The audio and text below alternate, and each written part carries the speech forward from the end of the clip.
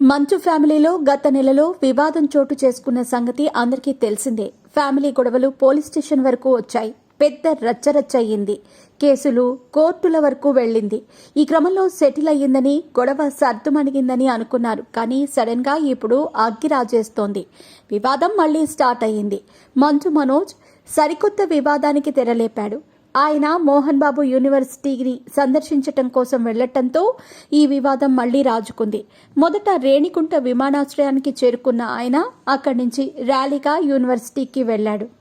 మంచు మనోజ్ని యూనివర్సిటీలోకి పోలీసులు అనుమతించలేదు. ట్రస్ట్ వివాదం కేసు కోర్టులో ఉన్న నేపథ్యంలో మంచు మనోజ్ కూడా అర్థం చేసుకున్నాడు, వెనుతిరిగాడు. అయితే తన తాతయ్య నానమ్మ సమాధులను కూడా దర్శించడానికి వీలు లేకుండా అడ్డుకున్నారు. దీంతో అక్కడ ఉద్రిక్త వాతావరణం చోటు చేసుకుంది. మనోజ్ లోపల ఉన్న వారిపై గట్టిగా అరిచాడు. పోలీసుపై అధికారులతో మాట్లాడారు. మొత్తంగా పోలీసుల సపోర్టుతో మంచు మనోజ్ లోపలికి వెళ్లి తాత నాన్నమ్మ సమాధులను సందర్శించి దండం పెట్టుకుని వచ్చారు. అనంతరం మీడియాతో మాట్లాడుతూ తనని ఎందుకు అడ్డుకున్నారనేది ప్రశ్నించారు మంచు మనోజ్. తనని చూసి ఎందుకు భయపడుతున్నారనేది ఆయన అడిగాడు. సమస్య ఏంటో అర్థం కావటం లేదన్నాడు. ఏదైనా ఉంటే చర్చించడానికి తాను సిద్ధమే అన్నాడు. ఆస్తి కోసం గొడవ కాదని స్పష్టం చేశాడు. ఆస్తుల కోసం తాను గొడవ పడను అని తేల్చి చెప్పాడు. ఈ సందర్భంగా ప్రధానంగా కొన్ని విషయాలను లేవనెత్తాడు మంచు మనోజ్. యూనివర్సిటీ పరిధిలో, ట్రస్ట్ పరిధిలో కొంత అన్యాయం జరుగుతుందన్నాడు. ప్రైవేట్ హాస్టల్స్ లో ఉన్న విద్యార్థుల నుంచి డబ్బులు వసూలు చేస్తున్నారు. హాస్టల్స్ ఖాళీ చేయాలని బెదిరిస్తున్నారని, ఇక్కడి స్థానిక ప్రజలను ఇబ్బందికి గురి చేస్తున్నారని మనోజ్ ఆరోపించారు. దాన్ని ఆపమని ఆయన అడిగినట్టు తెలిపారు. ఇది అన్యాయమని, దీనిపై కూర్చొని మాట్లాడదామని చెప్పాడట.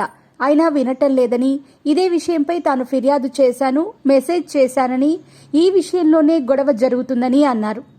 తాను ఆరోపించటం వాళ్లకి నచ్చటం లేదని, అందుకే తనని ఇంట్లోకి కూడా రానివ్వటం లేదని తెలిపారు. ఆమెకి బ్రెయిన్ వాష్ చేసి దొంగ సంతకాలు పెట్టించారని ఆరోపించారు. అలాగే ఇంట్లో జనరేటర్లో చక్కెర పోశారని, కరెంటు తీయించే ప్రయత్నం చేశారని అమ్మ నిలదీయటంతో అక్కడితో ఆగినట్టు చెప్పారు.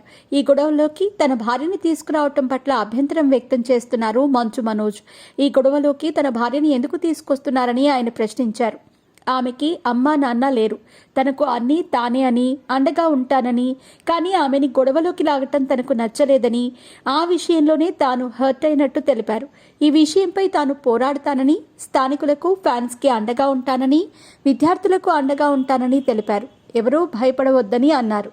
అయితే ఇప్పుడు మనోజ్ ఎందుకు రియాక్ట్ కావాల్సి వచ్చిందనేది ఆసక్తికరంగా సస్పెన్స్ గా మారింది.